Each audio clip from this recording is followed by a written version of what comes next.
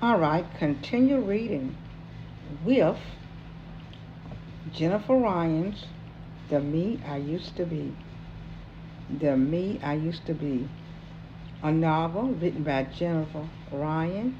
Now I'm on session 5 and I'm on page 6 beginning. And here it goes.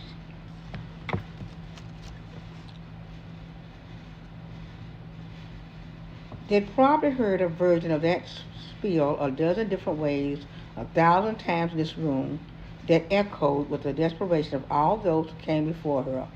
She hoped it was enough to convince them to recommend her release.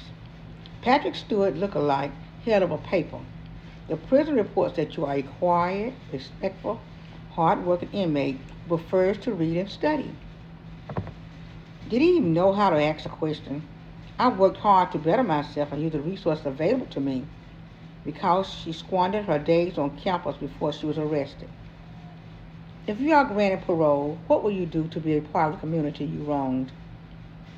It seemed like Soccer Mom wanted reparations for the wine she somehow thought got stolen from her. If Evangeline thought it would work, she'd promised Salsa Mom, not Soccer Mom, she'd promised Salsa Mom a whole case of wine to let her out of here. She tried to find a real answer to that question because it seemed her whole community, including her entire family, had turned their backs on her when she made a single mistake. She had blind faith in someone who loved her and wanted the best for her. Or so she thought. Never again. She opened her mouth to spew out another bullshit line that sounded good but didn't really mean anything.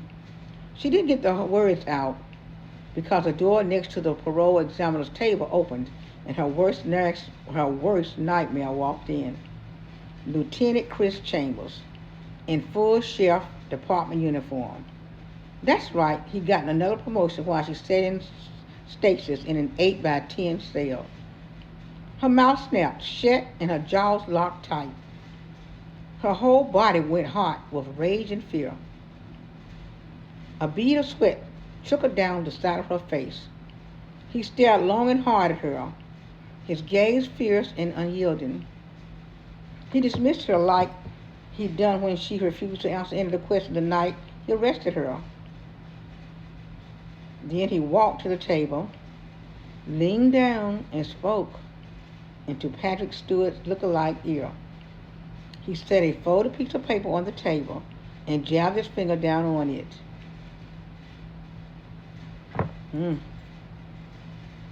Ignore that, please. Panic seized her lungs, clogged her throat, and made her heart jackhammer in her chest. He couldn't do this to her. He'd arrested her, slapped her on the cuffs, and thrown her behind bars like it was his mission in life to take her down. Well, not this time. She'd worked hard, taken a lot of crap from other inmates, and held her tongue when she wanted to lash out at the heartless guards. She'd earned her release. He couldn't walk in here and ruin it for her.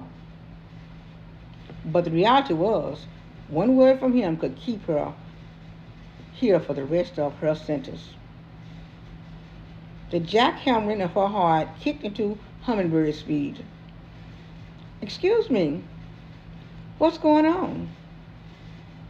Chris gave a side-eyed glance, then went back to his convert conversation, indicating he wanted her to shut up and wait. Well, she'd been doing that for the last 4 years and 27 days. Something's irritating about the district right there. Ignore that, please. This was supposed to be her chance to speak on her own behalf.